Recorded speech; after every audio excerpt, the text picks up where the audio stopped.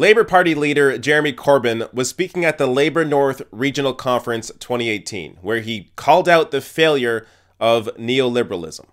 It's more important than ever for Labour to take a lead and steer our politics in a sensible direction that works for everybody. Because if it doesn't fit into their 1980s Thatcherite dogma, the current government simply isn't interested. Neoliberalism is the ideology that destroyed British industry across the Midlands and the North. It's the ideology that ruins communities and ruins lives. And it's the ideology that this government is still absolutely wedded to as they continue to wreak havoc with incessant cuts and total indifference to the lives of working people. And it's an ideology Labour will dump. We'll dump it in favour of common sense solutions that will favour people over profit. We know that our message is getting through. We showed that during the general election. We showed that with that fantastic rally we had at the Sage. Win those local elections as a platform for challenging these Tories, a platform for a general election we will win, not for ourselves, but for the people who need a Labour government that'll work for them, not for the wealthy few. I could watch Jeremy Corbyn speak all day. He is one of these rare leaders that doesn't try and hide what he's actually about. He doesn't change his message for his audience. He doesn't shy away from criticism. He is straightforward with what he wants to see implemented and what he is against. So in this case, neoliberalism. So he's against privatization, he's against deregulation, and he's against public spending cuts. He actually wants to invest back into these communities and help the people that are hurting. Because since the 1980s with Margaret Thatcher and Ronald Reagan, neoliberalism has taken control of politics, really worldwide, at least in terms of the Western world. And it was continued with Clinton and Tony Blair. So we now know from over 30 years of seeing it that neoliberalism, the focus on corporations over people, doesn't help. And it's gotten to the point now where even the IMF in 2016 came out and admitted that neoliberalism is increasing inequality and stunting economic growth.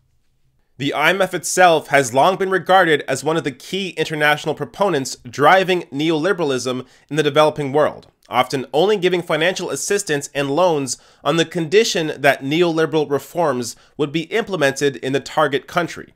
Now a paper published in June 2016's issue of the IMF's Finance and Development Journal warns that after nearly 40 years of neoliberalism, the approach is jeopardizing the future of the world economy. Quote, instead of delivering growth, some neoliberal policies have increased inequality, in turn jeopardizing durable expansion, the senior IMF economist who drew up the paper said. So even economists that once thought that neoliberalism was the way forward have now witnessed the damage that neoliberal policies have caused and have been forced to reverse their position on neoliberalism. And at this point, it's obvious. If you're cutting corporate tax rates or deregulating industries, we now know this doesn't spur growth. We now know this doesn't create jobs.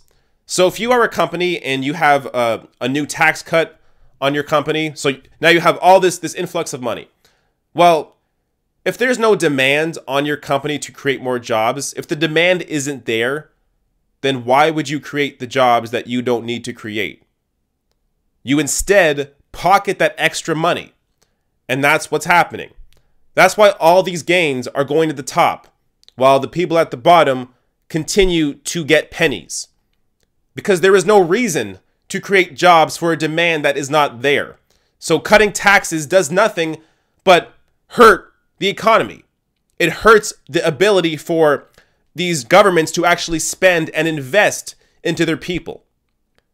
And I'll give you another example. So this is an American example, but Walmart. So because Walmart doesn't pay their employees a living wage, what these employees are now forced to do is live off the system.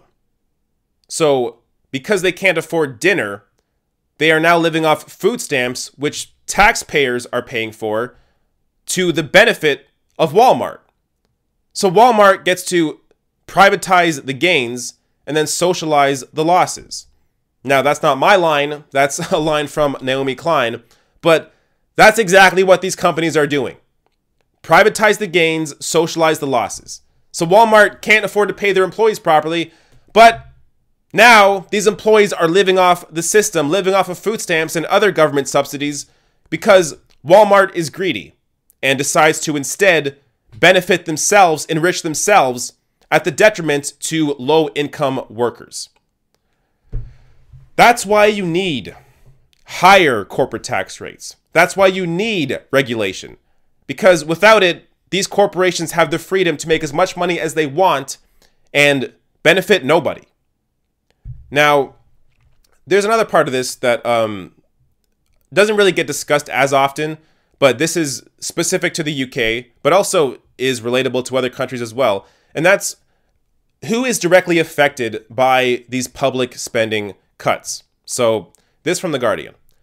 The impact of balancing the current budget has fallen most severely on women and low-income groups. They are the nurses, carers, teachers, and lecturers who deliver the civilizational services that make our society decent and stable, a place you want to live in. Cuts fell hardest on them and those who depend on their services.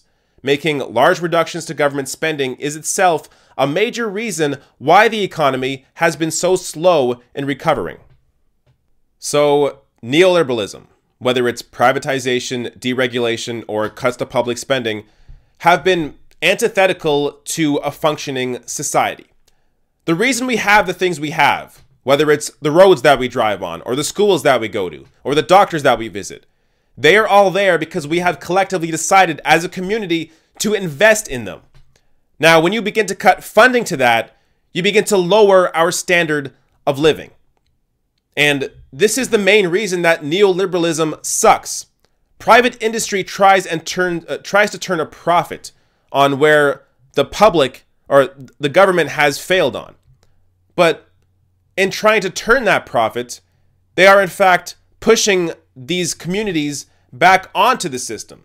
So like in the example of Walmart, where if you are not paid enough money, if you are not paid a living wage, you are now forced to rely on the system to fill the gaps in where that company has not been able to help you. And who does that benefit? That doesn't benefit the average person.